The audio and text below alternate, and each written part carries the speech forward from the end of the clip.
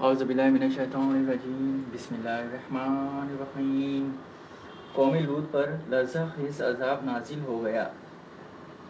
جب قوم لوط کی سرکشی اور خصیت غفلی کا قائل ہدایت نہ رہی تو اللہ تعالیٰ نے عذاب آ گیا۔ چنانچہ حضرت سیدنا جبرائیل علیہ السلام چند فرشتوں کے ہمراہ امردین حسین یعنی خوبصورت لڑکوں کی صورت میں مہمان بن کر حضرت سیدنا لوط علیہ نبینا علیہ السلام کے پاس پہنچے۔ ان مہمانوں کے حسن و جمال اور قوم کی بدکاری کے خصلت کے خیال سے حضرت سیدنا لوط علیہ نبینا علیہ السلام نہایت مشوش یعنی فکر مند ہوئے۔ تھوڑی دیر بعد قوم کے بعد فیلوں نے حضرت سیدنا لوط علیہ نبینا علیہ السلام کے مکان عالیشان کا محاصرہ کر لیا اور ان مہمانوں کے ساتھ بدفعلی کر برے ارادے سے دیوار پر چڑھنے لگے۔ حضرت سیدنا لوط علیہ نبینا علیہ السلام نے نہایت دل سوزی کے ساتھ ان لوگوں کو سمجھایا مگر وہ اپنے بد ارادے سے باز نہ آئے۔ آپ علیہ نبینا علیہ السلام کو منفقر ور نجیدہ دیکھ کر حضرت سیدنا جبرائیل علیہ السلام نے کہا، یا نبی اللہ، آپ غمگین نہ ہو، ہم فرشتے ہیں اور ان بدکاروں پر اللہ عز و جل کا عذاب لے کر اترے ہیں۔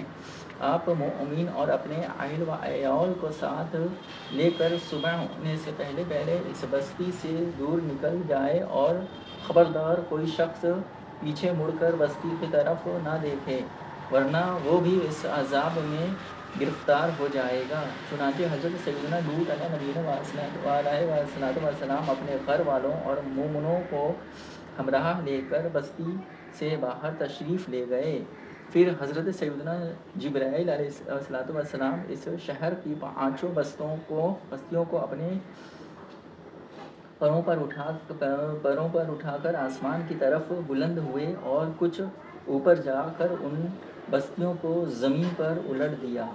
پھر ان پر اس زور سے پتھروں کا برسا کر قوم لوط کی لاشوں کے بھی پرخچے اڑ گئے۔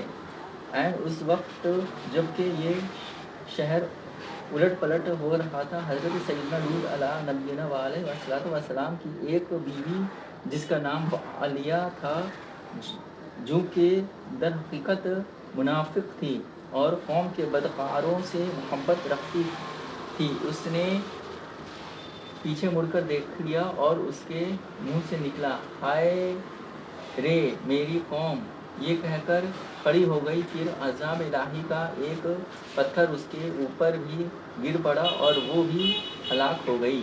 پارہ 8 سورۃ الاعراف آیت 83 اور 84 میں اشالیہ الیاب دعرجل ہوتا ہے۔ فَأَنجَيْنَاهُ وَأَهْلَهُ إِلَّا امْرَأَتَهُ كَانَتْ مِنَ الْغَابِرِينَ وَأَمْطَرْنَا عَلَيْهِم مَّطَرًا فَانظُرْ كَيْفَ كَانَ عَاقِبَةُ الْمُجْرِمِينَ۔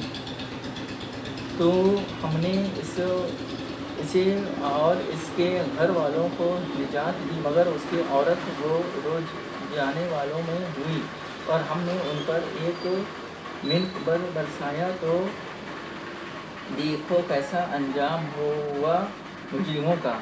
بدکار قوم پر برسائے جانے والے ہر پتھر پر اس شخص کا نام لکھا تھا جو اس پتھر سے ہلاک ہوا۔ پتھر نے پیچھا کیا۔ حضرت سیدنا لوط علیہ نبینا علیہ السلام کی قوم کا ایک تاجر اس وقت کا روبعی طور پر مکۃ المکرمہ رحمۃ اللہ شرفان الایمن آیا ہوا تھا۔ اس کے نام کا پتھر وہیں پہنچ گیا مگر فرشتوں نے یہ کہہ کر روک دیا کہ یہ اللہ عز و جل کا حرام ہے۔ چنانچہ وہ پتھر 40 دن تک حرام کے باہر